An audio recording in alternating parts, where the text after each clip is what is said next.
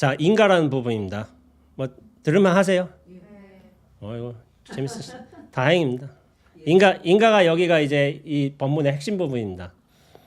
자, 자리를 털고 일어난 이튿날 오후 묘조갑을 떠나 팍에서 성전함으로 향했다. 성철 노장을 찾아려는 것이었다. 무경에서 버스를 타고 동명이라는 곳에서 내려 성전함으로 올라갔다. 평소 같으면 단숨에 올라갈 거리였으나 겨우내 제대로 먹지 못한 몸으로 산을 넘어가자니 발이 앞으로 나아가지를 않았다.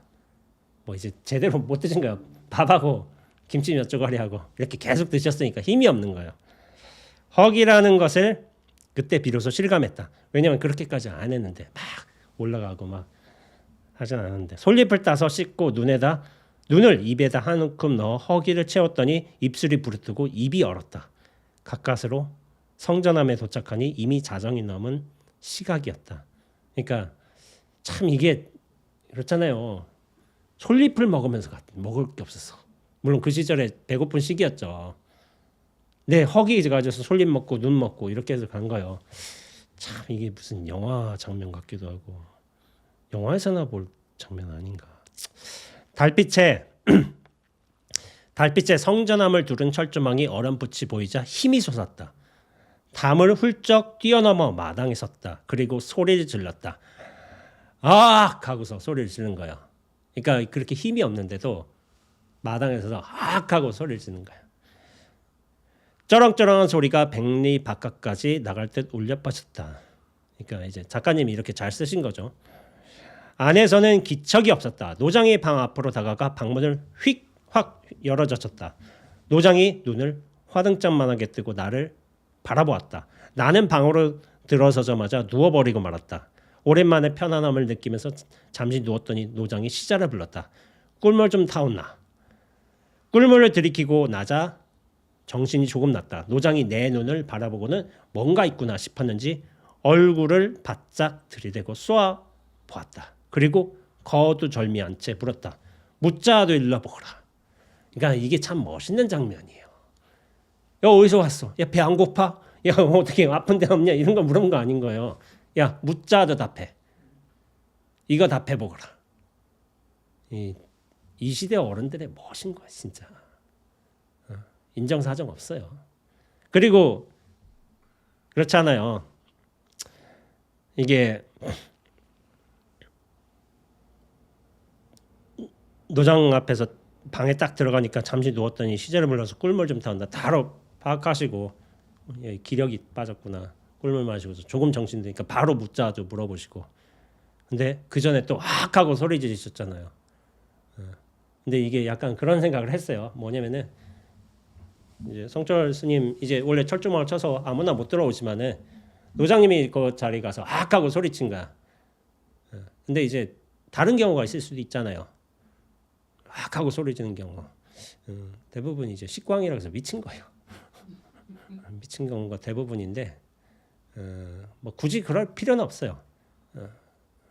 그럴 필요는 없다고 생각하지만은 이제 식광 나는 경우가 있어요. 근데 이거는 식광이 아닌 게 성철 스님이 저희 노장님 알잖아요. 이미 봉암사 때 너는 머리가 참 맑구나 이렇게 평가를 하셨었어요. 이렇게 그 정도로 이제 그러니까 뭔가가 있다. 이걸 아신 거죠. 이게 뭔가가 있구나 하니까 바로 묻자도 물어보신 거죠. 노장은 그날 내 공부를 인정하지 않으셨다. 많은 고성과 경책이 오가노였다. 그날의 일은 언젠가 내 제자의 공부를 인가할 때나 드러날 수 있을지 모르겠다. 그러니까 막 소리를 친 거야.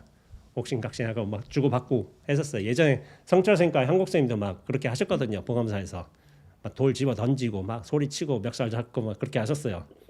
그때 향곡 스님께서 성철 스님을 딱 이렇게 건드려 봤는데 이걸 모르고 있구나. 죽은 자를 죽여 다하면은 산자를 볼 것이요. 뭐 이런 구절이 있어요. 어디서 그런 구절을 빌어가지고 이렇게 물어보셨는데 두 분이서 막 이제 옥신각신하면서 막 돌도 던지고 막 멱살도 잡고 그러다가 저쪽에서 스님들은 막 멍하니 쳐다보고 있지. 저기서 막 싸우고 있으니까 나중엔 서로 이제 어깨 동무하고 그렇게 나오셨다고. 그런 일화가 있습니다. 그러니까 이게 얌전하게 이렇게 선문답이 이루어지는 경우도 있지만 좀 거칠게 일어나는 경우도 있는 것 같아요. 이게 왜 거칠게 일어나는지는 저는 잘 모르겠지만은 그렇게 일어날 수도 있다고 생각을 해요. 그러니까 이게 그럴 수도 있지만은 저는 이런 생각이 들기도 해요. 노장님께서 제 피셜이지만은 노장님께서 이게 확 열리고 난 다음에 확 개운해 주셔서 자유로워졌거든요. 여긴 약간 거침없을 수가 있어요. 이 상태에 들어가서는. 그러니까 그걸 누르는 차원에서 성철 스님이 이걸 좀 고성을 질렀을 수도 있어요. 근데 노장님도 거기에 지지 않은 거죠. 이걸 잡는 거예요. 너무 확 뻗쳐나갔으니까 잡고서 들어갈 수도 있어요. 제 개인적인 해석입니다. 그런 차원에서 그랬을 수도 있고 하룻밤을 자고 성전함을 나와 파괴사 금당선으로 공부하러 가는 내게 노장이 말씀하셨다. 어쨌든 무자들을 한마디로 일러보거라. 그 한마디만 똑바로 이르면 끝난다.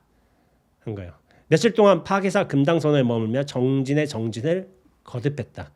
화두 말고는 아무 생각이 없던 그때 매 시간마다 경계가 바뀌는 경험을 했고 하루 몇 차례씩 금당선언에서 성전함에 올라가 노장님께 공부를 점검받았다. 공부가 한번 이제 포인트를 넘어서 확 열리는 시점이 되면 그때 경계가 쉽게 많이 바뀌어요.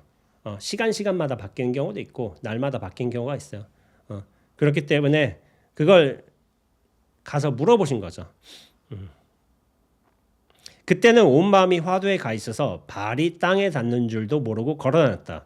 노장은 철망 안에서 나는 철망 밖에서 화두를 묻고 답하는 나날들이 계속되었다. 이 장면은 너무 아름다운 장면이에요. 철망을 놔두고 선지식과 그 제자가 대화를 나눈 거야. 철망 보고. 그러면서 떠오른 게 제가 여명의 눈동자가 떠올랐어요. 여명의 눈동자. 여기 많이들 아시죠? 연세가 계시니까. 91년도 작품이에요. 91년도. 제가 무려 13살이라던 나이였습니다. 제가 이제 거기서 유명한 장면이 나오죠. 최대치와 윤여옥과의 철조망 키스씬이라고. 그 역대 이제 언급되는 그 장면이 있어요. 여옥과 대치였죠. 여옥과 대치. 제가 아직도 기억해요. 그거 하나 본다고 제가 좀 어릴 때부터 이제 조숙해가지고 키스씬은 놓치지 않고 다 봤는데 그래서 봤습니다.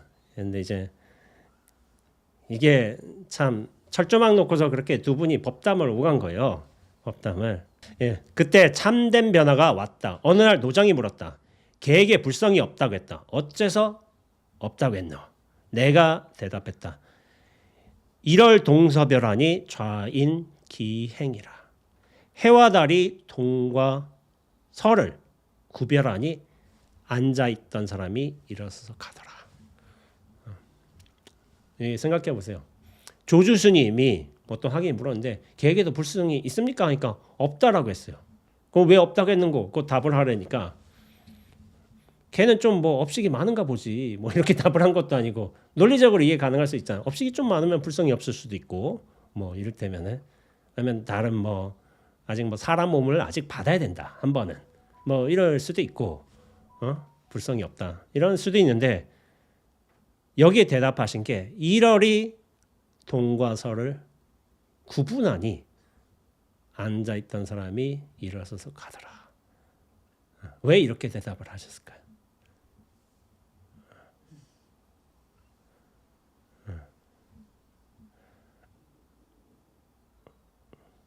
화두가 타파된다는 것은 그 이유를 알아서 화두가 타파되는 게 아닌 거예요. 제가 말씀드리지만은 답을 알아서 화두를 타파하는 게 아닌 거예요. 질문마저도 부서져 내려야 돼. 그래야 화두 타파하는 거예요. 답을 아는 게 중요한 게 아닌 거예요. 애초부터 이건 답을 원하는 게 아닌 거예요. 질문도 답도 다 무너져 내렸을 적에 확 부서졌을 적에 그때 진정한 답이 나와요. 문답에 있지 않아요. 이거는. 그래서 선문답이라고 하는 거예요. 일반적인 질문과 대답이 아니잖아요. 그러면 무슨 이유 때문에 이렇게 했는데 이거 뭔 소리야? 그러니까 노장이 듣더니 큰 소리로 내가 대답한 것을 되풀이하며 읊었다. 이럴 동서배라니 좌인기행이라. 이럴 동서배라니 좌인기행이라. 이럴 동서배라니 좌인기행이라. 왔다 갔다 하면서 읊으셨대요. 그러니까 나중에 며칠 뒤에 또 물으신 거죠. 어째서 걔에게 불성이 없다 했나 하니까 그때 노장님이 탁 돌아서서 나가셨어요. 그러니까 야 말로 해봐라. 그러니까 그때 경계를 말씀하신 거야. 경계. 노장님이 어떤 상태에 있었는지 그걸 설명한 거예요. 그러니까 경계를 말씀드렸더니 고개를 끄덕이셨다. 그러니까 어떤 식으로든 대답을 할 수가 있어요. 그런데 어떤 상태에 들어갔는가는 좀 체크를 해봐야 돼요. 그거는 좀 체크를 해봐야 돼요. 그건 말로 할 수가 있어요. 선문답은 일종의 가려내기 위한 일종의 관문이에요. 확 벗어났는가 그걸 한번 시험해보고 단번에 탁 던져보는 것이지. 근데 구체적인 건 또 들어가 봐야 돼. 어째서 이런 상태에 도달했는가. 그래서 그거를 말씀하셨을 거예요. 근데 여기에는 언급하지 않잖아요. 그래서는 그건 선지식과 제자 사이에서만 둘에서만 오는 밀담입니다. 일반은 공개하진 않아요. 그날 노장이 시자였던 천재 만수 등을 불러 분부하셨다. 너희들 가서 떡 좀 해온나. 의심을 파한 제 파참제. 그러니까 파참이에요. 참구를 끝낸다 해가지고 해서 파참제라고 해서 대중공양을 하라는 것이었다. 그러니까 대중들에게 제자의 공부를 이룬 소식을 알리라는 것이었다. 예로부터 성가에서 공부하다가 깨친다든지 등력을 하면 파참제를 하는 게 관행이었다. 수행을 완성해 스승의 지도를 면제받는 의식으로 떡을 해먹는 것이다. 스승께서는 내가 좋아하지 않는 떡을 뭐하러 하십니까? 하고 사양해서 떡을 하지 않았다. 그래서 24세 스승을 만나 태산처럼 믿으며 시봉하고 공부한 지 10년 만에 인가를 받은 것이었다. 33, 34쯤 되셨죠. 그때 어떤 인가를 받으신 거예요. 그러니까 한번 크게 열리셨고 그것이 밖에서 선에서 공부하시면서 그게 안정화를 어느 정도 이루셨던 것 같아요. 확실히. 그러니까 며칠 후 노장이 또 물으셨다. 어떤 학인이 스승에게 조사설의를 물었단 말이다. 그때 스승이 죽은 사람 술상 위에 술이 석잔이라고 답했는데 니는 어찌 대답하겠노? 한 거야. 조사설의 조사가 서쪽에서 오신 뜻이 무엇입니까? 무엇이 불법의 적적대입니까? 무엇이 부처입니까? 이게 사실 질문이 똑같아요. 무엇이 부처입니까는 뜻이에요. 그러니까 거기에 스승이 야 죽은 사람 술상 위에 술이 석잔이다라고 대답을 한 거예요. 아니 난 불법의 적적대의를 물었는데 아니 그걸 말씀해 주셔야지 왜 술이 석잔 나오고 이렇게 생각할 수가 있잖아요. 근데 이거를 또 듣는 사람마다 또 깨친 사람이 있어. 이게 저 누구지? 우리 성담 스님, 은사 스님, 정강 큰 스님 같은 경우도 조사설의 할 적에 대답을 뭐를 주셨냐면은 뭘 주셨는지 아세요? 그쪽에서 많이 참고하는 건데 판치생모를 주셨어요. 판치생모가 화두요. 무엇이 조사가 서쪽에서 오신 뜻입니까? 물어보니까 판치생모, 판자 이빨에 털 났다. 판자야, 판자. 판자가 그런데 이빨이 있어. 이빨이 있는데 그 이빨에 털이 났다는 거야. 판치생모니라. 이 화두를 많이 주셨어요. 근데 그거 듣고서 대부분 맹하잖아요. 뭐지? 하고서 이러잖아. 근데 누군가는 안목을 또 열어요. 계속 참고해 가다가. 아니면은 무엇이 부처입니까? 하니까 뜰 앞에 잣나무니라. 뜰 앞에 잣나무래. 아니면은 간시골 마른 똥막대기니라. 이렇게 말을 해요. 다 달라요. 마른 똥막대기, 간식월, 판치생모, 죽은 사람 술상에 술이 석 잔이다. 다 달라. 똑같은 게 있어요. 똑같은 게. 뭐가 똑같냐면은 판치생모, 뜰 앞에 잣나무. 뜻은 다 달라도 여러분들은 곧장 듣고 있어요. 곧장. 그게 똑같은 거예요. 이 곧장의 뜻이 있어요. 깨달으면. 그 뒤에 내용의 뜻이 있는 게 아닌 거예요. 술이 석잔이든 넉잔이든 여주의 쌀값이 여릉의 쌀값이 얼마든 판자 이빨에 털났든 근데 곧장 듣고 있대도 그게 똑같은 거예요. 똑같은 거. 그 시대만 곧장인가? 지금도 곧장이죠. 여러분들 제가 말한 거 지금 곧장 듣고 있어요. 준비만 돼 있으면은 곧장에서 다 끝납니다. 이거 모르신 거예요. 너는 뭐라고 하겠나? 이때 노장님이 그때 저는 그걸 3번 하겠습니다. 이게 뭐냐면 아이고 이거 한다는 거예요. 꽉 막혀있던 자리가 터져버린 듯했으니 무엇을 물어도 대답이 척척 나왔다. 물구덩이 불구덩이에 떨어진다고 해도 겁날 게 없었다. 노장이 1700공안을 다 물어도 막힘없이 대답할 수 있을 만큼 자신감이 솟았다. 노장이 말씀하셨다. 니는 이제 됐다. 어떤 것을 물어도 대답할 수 있겠구나. 파괴사 금당선에 있으면서 가장 깊게 공부했고 비로소 공부하는 기쁨을 맛보며 내면이 근본적으로 많이 바뀌었다. 7년 가문 끝에 담비를 만난 듯 환희를 많이 느꼈다.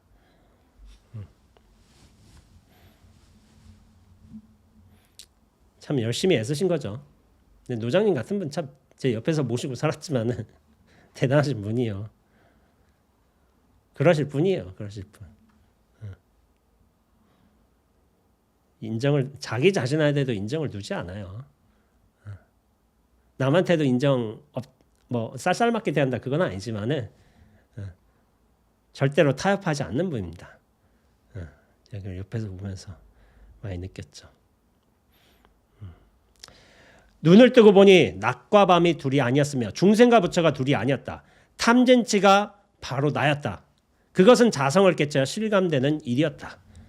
제가 마지막에 좀 질문을 드렸죠. 왜 탐진치가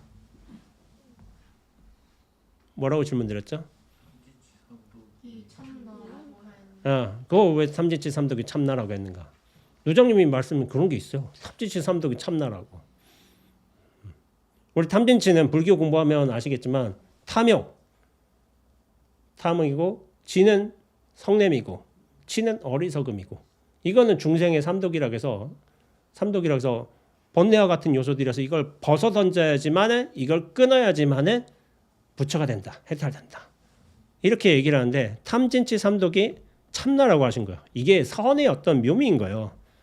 우리 기본 어떤 전통 교리에서는 탐진치 삼독을 끊어야지. 야 우리가 중생에서 부처 되는데 근데 이거 봐봐요. 중생이 부처였어.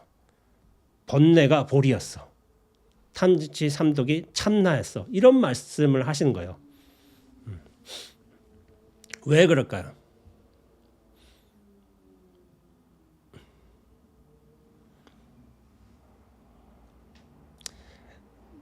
나라는 상에서 벗어나지 못한다면은 나란 존재는 여전히 탐진치의 굴림을 받게 돼 있어요.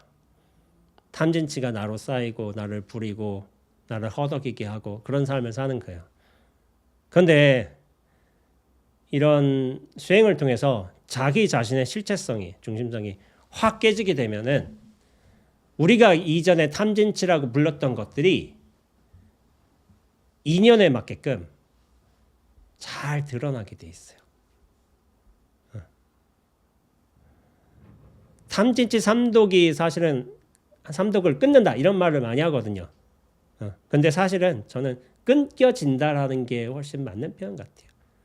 눈앞의 힘으로써 이 전체의 공성으로서 그런 과정들이 확 끊겨져요. 이 수동태예요, 수동태. 내가 끊는 거 아닌 거야. 끊어지는 게 사실은 맞아요. 근데 눈앞의 힘이 강해야 돼요. 공성의 깊이가 깊어야 돼요. 그럼 탐진치가 나중에 어떻게 되느냐? 끊긴다잖아요. 끊겨지면은 이전과 다른 형태로 탐진치가 드러나게 돼 있어요. 여러분들 얘기하지만은 드러남이 초점이 있어요. 드러남에. 인연 따라 드러남에. 근데 인연에 맞게끔 꼭 필요한 형태로 이렇게 탐진치가 드러나고 있는데 우리가 인간 개별의 인간으로서 가지고 있는 어떤 개인의 존재로서 가지고 있는 탐욕이 있을 수가 있잖아요. 그 탐욕이 나중에 전체의 힘으로 눈앞의 힘으로 공성의 힘으로 자리 잡게 되면은 이 탐욕이 욕망이잖아요. 욕망은 나쁜 게 아닌 거예요. 이 세상을 발전시키는 원동력인 거예요. 욕망이 있어야지 이를테면 내가 공부하겠다는 열의도 세우고 내가 좀 더 좋은 터전을 잡겠다는 것도 세우고 가족 부양의 의무도 철저히 하겠다는 것도 생기고 이 욕망이 원력으로서 자리 잡을 수 있는 것이고 세상을 발전시킨 거예요. 나도 발전시키고 세상을 이롭게 하는 게 이 욕망인 거예요. 그런데 이 욕망이 전체의 힘에 빌어서 공성의 힘에 빌어서 나란 개인적인 욕심이 아니라 전체 사회와 주변 관계를 발전시키는 원동력이 되는 거예요. 근데 나에 갇혀 있을 때는 내 욕심이야. 내 거, 내가 소중한 거. 이것만 챙기게 되는데 이 전체로 열리게 된다면 나를 이용해서 이 욕망을 긍정적으로 세상을 발전시키고 탐구하게 하는 힘을 발휘하게 해요. 그래서 그런 것이고 분노잖아요. 분노는 나쁜 거잖아요. 근데 그건 개인 안에 갇혀 있었어. 내가 실제로서 자리 잡을 적이 안 좋은 것이지 이 분노는 뭐냐면은 좋게 보자면은 사람을 교정시키기도 하고 세상의 정의를 이루는 것이기도 해요. 이 분노도 잘 쓰면은 세상의 정의를 이룰 수도 있지. 악한 것에 대해서 반대하면서 정의를 이루는 것이고 또 사람, 개인의 인연 나쁜 짓을 했어. 잘못된 방향으로 가고 있어. 그럼 이 분노로서 교정을 시킬 수도 있는 거야. 바른 길로. 근데 뭐냐면은 진 같은 경우에 분노 같은 경우에는 이게 어려운 게 뭐냐면은 분노를 잘 쓰되 물들지 않아야 돼요.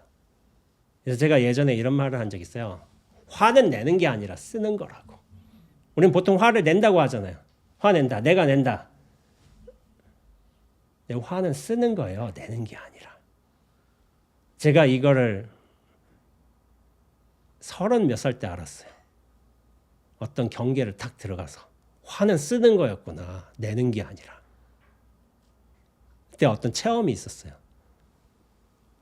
그때 깜짝 놀랐어요. 그래서 선지식들은 화를 썼구나.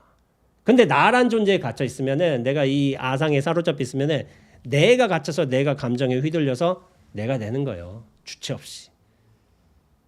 근데 선지식은 화를 쓴다고요. 그래서 이 말을 탁 듣고 아는 분께서 원주 스님 화를 쓴단 말 너무 좋은데 나도 써야겠어. 잘 안 돼요. 이거 깨쳐야 되는 거예요. 깨쳐야지. 내가 쓴다고 해서 쓰는 게 아니라 내가 불임을 받아요. 나중에는. 그 말 너무 좋다고. 말을 받아들인 거예요. 말을. 물론 이제 그분께서도 좀 공부를 하셔가지고 이제 바깥 분이셨지만은 이게 쉽지는 않습니다. 그러니까 제가 이런 말을 해요. 화는 뭐냐? 인연 따라 잘 드러나서 잘 쓰면은 사람도 고치고 세상도 고칠 수가 있어요. 근데 화에 물들지 않고 화를 부릴 수 있는 거 이게 정말 큰 힘인 거예요. 보통 사람들은 화에 지가 지성을 못 참고서 얼굴불글 깨가지고 이거 여가서 된 건데 제가 한번 경험해보고 이렇게 하니까 요즘에 뭐 화내는 일은 뭐 있나 잘 모르겠지만은 화가 맑아요. 화가 투명해져. 투명하게 하고 소리를 내는 거예요. 투명해지는 거예요. 그게 중요한 거지 내용물 아니래도요. 근데 이 내용물은 상대방한테 먹히잖아. 저 화냈구나. 어이구 조심해야 되겠다. 이게 되겠어요? 근데 나는 물들지 않아야 된대요. 그게 중요하대. 그러면 당한 사람 입장에서도 달라요. 분명히 기분이 나빠야 되는데 기분이 안 나빠. 분명히 화를 냈는데 이게 뭐지? 이게 공부시켜주는 선지식의 화를 쓰는 가르침인 거예요. 어떻게 보면. 근데 그것도 본인 수준이 있어야 돼. 그래야지만 화가 맑게 들어온지 그걸 캐치할 수 있는 거예요. 근데 내가 상에 꽉 잡혀서 이렇게 됐다고 해봐. 저 나한테만 맨날 혼내고 있어. 이런 소리 하지. 나도 수준이 높아야 되는 거예요. 선지식의 화를 쓴다고 해도 나도 수준이 높아야지 이게 서로 상응하면서 반응하는 것이지 한쪽만 높다고 될 게 아닌 거예요. 왜냐하면 중생이란 지 업력대로 자기 입장대로 이렇게 받아들이기 때문에 그래요. 같이 잘해야 돼. 같이. 선지식이 아무리 법문을 막 장대비처럼 쏟아져 내려도 내가 준비가 안 돼 있으면 그 법문을 흡수를 못 해요. 같이 잘해야 되는 거예요. 그래서 유식하게 전식 성지란 말이 있습니다. 아니면 전식 득지라고 해요. 그러니까 이거는 유식학을 제가 잠깐 공부해가지고 자세히는 알지 못하고 강의만 들어보고 그렇게 했지만은 식을 바꿔서 지혜를 얻는다 이런 말이에요. 그러니까 식 우리가 안이비 설신 의라고 하는데 이걸 육식이라고 하는데 보고 듣고 느끼고 생각하고 안이비 설신이니까 다 그런 일을 하고 있잖아요. 그리고 생각하는 건 의식이에요. 의식. 근데 보는 식, 듣는 식, 맛보는 식, 뭐 느끼는 식 이런 걸 다 사실은 식이 번뇌예요. 번뇌. 번뇌인데 번뇌는 우리가 벗어나야 되는 것이잖아요. 아르마리라고 하기도 하고. 그래서 이걸 설명해 보자면은 식이란 거는 망념으로 일어난 무명 번뇌에 오염된 마음이다. 그런데 그 오염된 마음이 망념이 소멸하여 참마음인 진여를 회복하고 나면 이 아르마리가 식이 진여의 자격인 지혜로 바뀐다. 이것을 아르마리를 바꿔 지혜를 이룬다 하여 전식 성지 혹은 전식 득지라고 한다. 식이 밖에서 지혜로 드러난 거야. 근데 뭐냐면은 그 근본에 뭐가 있냐면 식일 때는 우리가 무명 업식 번뇌에 의해서 오염되어 있는 상태인 거야. 그건 뭐냐면은 나란 존재에 갇혀 있을 때는 내가 보고 듣고 느끼고 생각하는 게 다 업식으로 작용하게 돼요. 나에게 내가 좋아하는 것이든 싫어하는 것이든 식으로 쌓여서 나한테 무명 번뇌로서 작용하게 돼. 근데 뭐냐면은 내가 내 자신을 벗어나서 이 전체로 확장이 된다면은 이 식이 지혜로 발현되게 돼요. 지혜. 법으로 작용하게 된다는 거예요.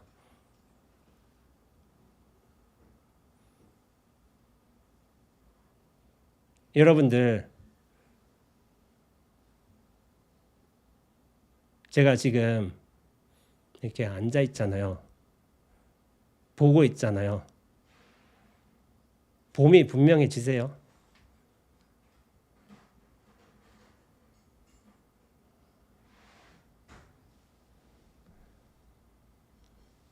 봄이, 들음이, 느낌이 법으로 바뀌는 거예요. 우리가 중생일 때도 이 나라는 무명 업식에서 벗어나기 전에도 보고 듣고 했어요. 근데 이 전체로 회복하고 나서 눈앞으로 돌아가고 나서도 봄은 여전히 봄이고 들음은 여전히 들음이에요. 똑같아요. 근데 나란 존재, 실체, 이런 중심에 갇혀서 할 때 듣는다면 그건 업식으로 작용할 뿐이고 이 전체로서 돌아간다면 하나하나가 지혜로, 법으로 발현되는 거예요. 그 차이가 있어요. 그래서 전식득지는 식을 이렇게 잘 바꿔서 지혜로 만든다 그건 아니에요. 갇혀있던 나라는 존재 중심에서 확 벗어나게 된다면은 이 모두가 지혜의 작용으로서 일체의 법이 드러나 있음을 스스로 확인하는 거예요. 그래서 애초부터 바뀔 게 하나도 없다는 거예요. 그래서 촌보도 움직이지 않고 도달했다는 거예요. 이 지혜자리라는 것은. 촌보도 움직일 필요가 없어. 왜냐하면 맨 처음부터 그랬으니까. 처음부터 그랬으니까. 그러나 딱 하나. 나라는 이 착각에서 벗어나야 돼. 이게 가장 중심인 거예요. 이 착각에서 모든 게 다 시작된 거예요. 무명, 번뇌, 업식, 죄, 분별심에 대한 착오. 이게 다 나라는 착각에서 벌어지는 거예요. 그래서 이게 근원이라는 거예요. 근본. 이 근본이 바뀌지 않고서는 이 마음의 근원을 철저하게 밝히지 않고서는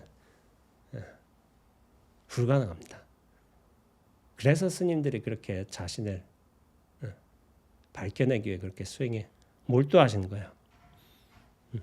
이게 지라는 게 전오식, 안이비설신이 바뀌어서 성소작지가 이루어지고 육식, 그것이 묘관찰지. 생각을 통해서 생각을 쓰는데 생각하는 게 아니라 보통 생각한다면 중생에서는 망념이라고 하거든요. 번뇌라고 하거든요. 근데 그 철저하게 자기에게 갇혀있던 그 나라는 틀에서 착각에서 벗어나서 전체로서 생각하는 거예요. 그때는 지혜로서 분명하게 반응이 됩니다. 그리고 평등성지는 뭐냐면은 제7식 같은 경우에는 말라식이라고 하는데 그것이 바뀌어서 평등성지라고 해요. 그 모든 일들이 평등해지는 거예요. 왜 평등해지느냐? 너와 나가 같다 이런 말이 아닌 거예요. 왜 평등이라고 얘기하냐면은 너와 나하고 같다. 저는 그런 말 별로 안 좋아해요. 왜 안 좋아하냐면은 너와 내가 같다고 이야기할 수 있는 건 뭐냐면은 왜 절대적 평등이라고 하냐면은 너도 드러났고 나 역시도 이 눈앞에서 평등하게 드러났어요. 그 드러남이 똑같아요. 이 드러남에는 아무런 차별이 없습니다. 그래서 평등이라고 하는 거예요. 그러나 드러난 인연법은 다를 수가 있어. 각자의 인연과 모습과 성향과 배경이 다 다르잖아요.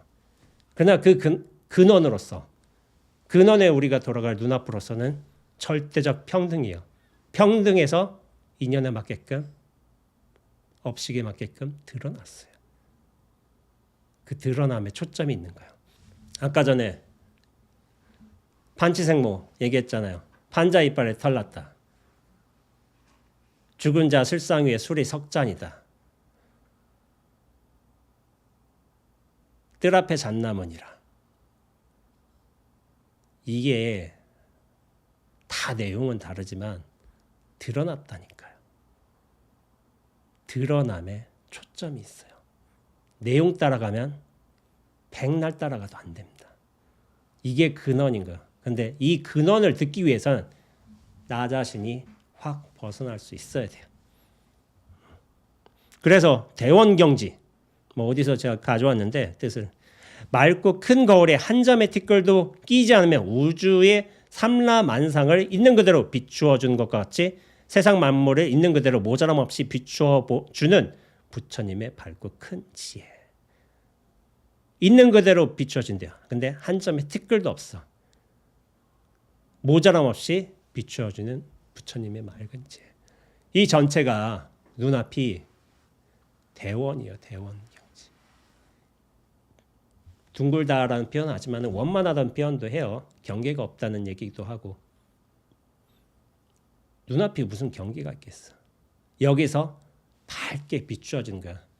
사람이란 존재도 일이라는 존재도 아니면 이 죽비 소리도 죽비의 모양도 밝게 비추어지고 있어.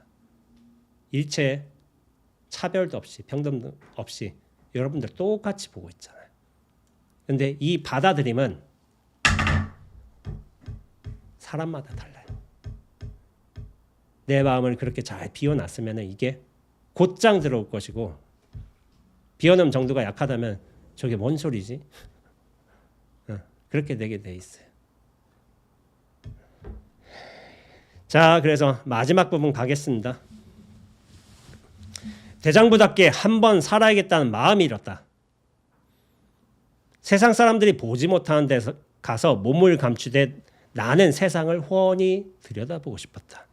온 우주를 포함한 모든 세계인 삼천대천세계에서 중심이 되고 가장 높은 산인 수미산으로 올라갔다.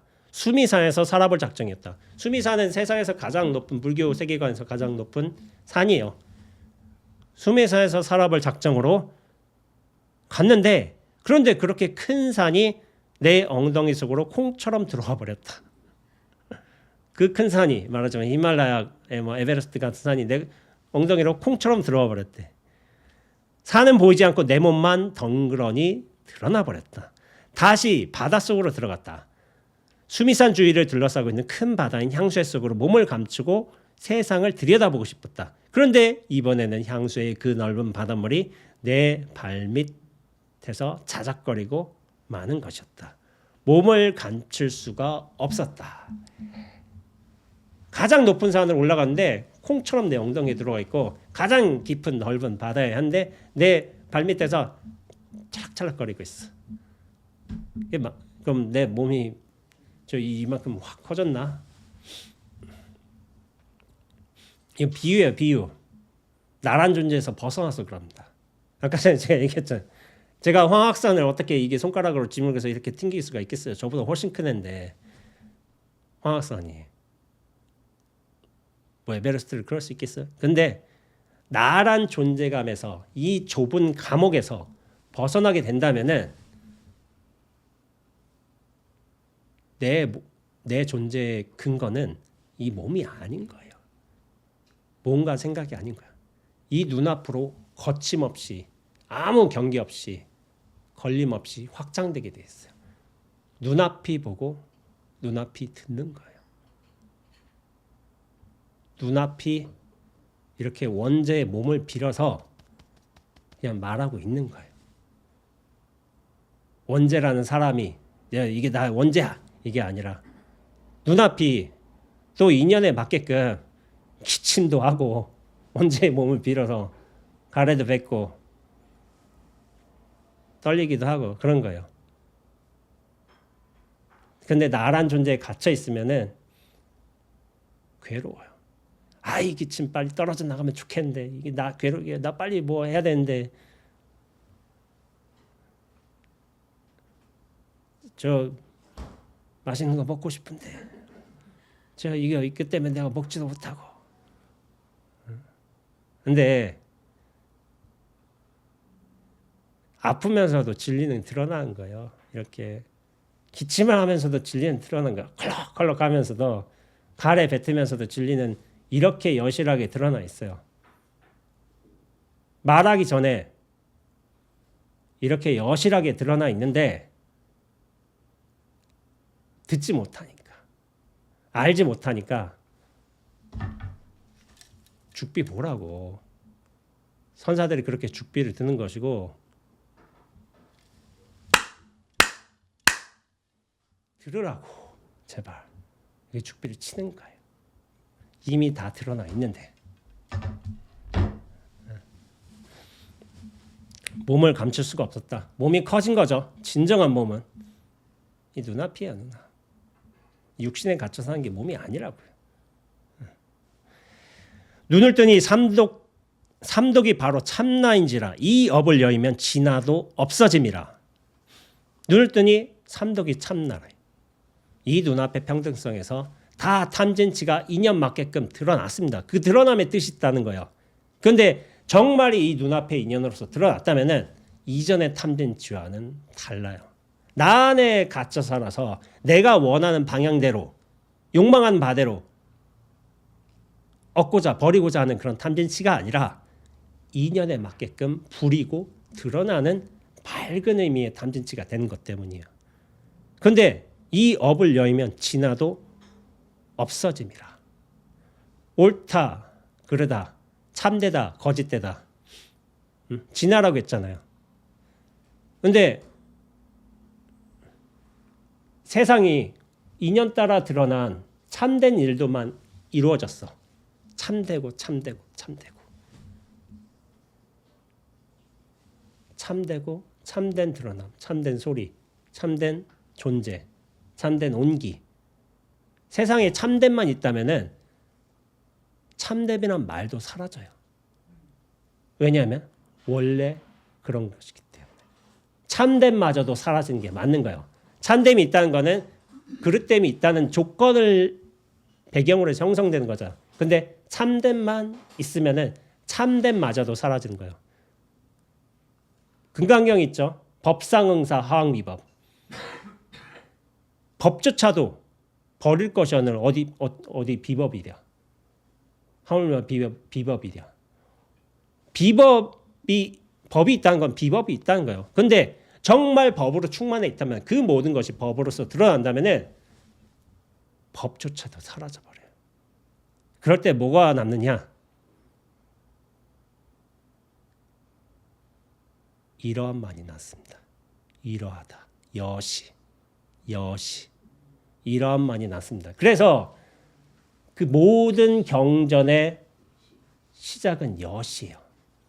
여시 하나 가르쳐주기 위해 모든 경전을 여시하문으로 시작했어요. 여러분들은 여시하문을 안 하니 부처님께 수보리가 부처님께 이런 법을 들었다 라는 식으로 이제 해석을 하고 있지만은 여시 하나로 다 끝납니다. 이와 같다. 이와 같고 또한 이와 같습니다. 탐진치가 멸이야 제대로 죽을 수 있으니 저 중생들이 모두 나의 분신일세. 이렇게 말씀하셨지만은 제가 이걸 제 식으로 해석해 보자면은 탐진치가 멸해야지. 개인이 가지고 있던 탐진치가 멸해야지. 개인이 제대로 죽을 수 있어야지 전체 인식을 갖게 되는 거야. 진정한 자기 본성을 획득하는 거야. 그럴 적에 이 눈앞으로서 정말 돌아간다면 저 중생들이 여러분들이나 저나 다 이 법의 후손들이에요. 후손들. 법 앞에서 드러났으니까. 법의 자식들이야. 임재스님이 그런 말씀 많이 하셨어요. 우리 모두 법의 자식들이라고. 나의 분신인 거예요. 진정한 나의 인연 따라 드러남인 거예요. 그 드러남들. 그래서 마지막 문장 읽어보겠습니다. 불교에선 탐진치 삼독을 없애야 성불한다고 했는데 눈을 뜨고 보니 전체 안목이 열리고 보니 탐진치 삼독이 참나였다. 참나가 이렇게 인연 맞게끔 드러나는 거예요. 그 삼독을 떠나서 내가 존재하지 않았다. 나란 육신을 갖고 있으면은 의식을 갖고 있으면은 결국 이것을 인연 따라 부려가면서 사는 게 우리 세상의 모습인 거예요.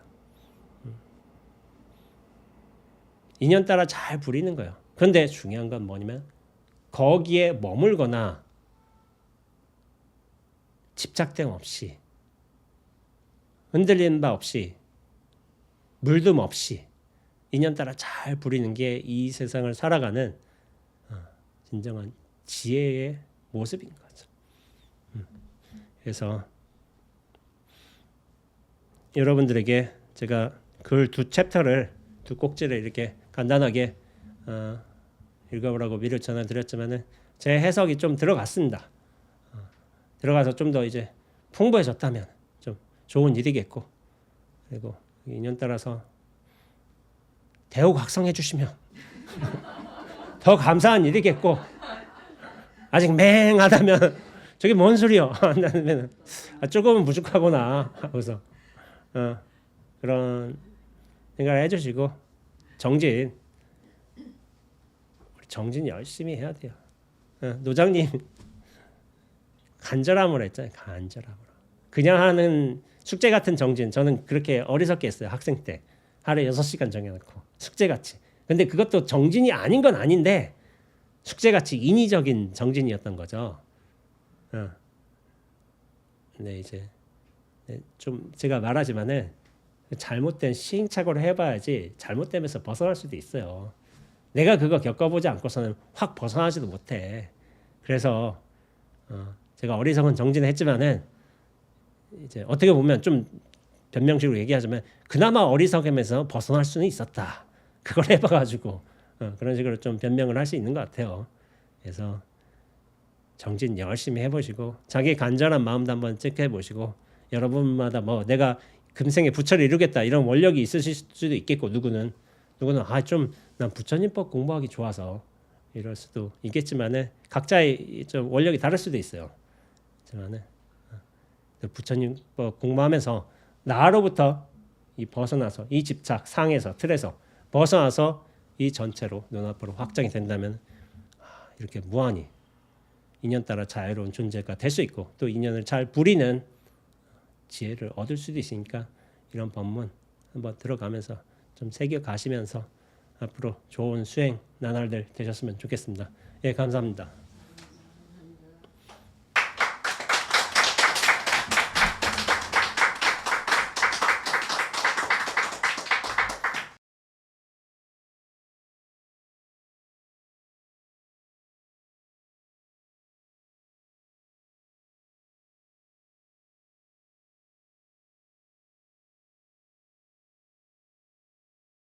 간단하게 질의응답. 일단 전 젊은이들 좋아해서 처음 오신 분 법문이란 거 처음 들어봤어요? 네. 어땠어요?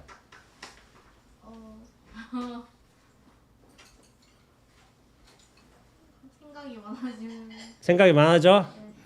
당장 저도 공부를 하고 있는 입장이고 어떤 식으로 공부를 해야겠다는 마음가짐 그런 생각이 좀 많아지고. 그래요? 잘 살아요 그냥 지금 하는 거 잘 살면 돼. 잘 살면 되고 여기 동생분은 두 번째잖아.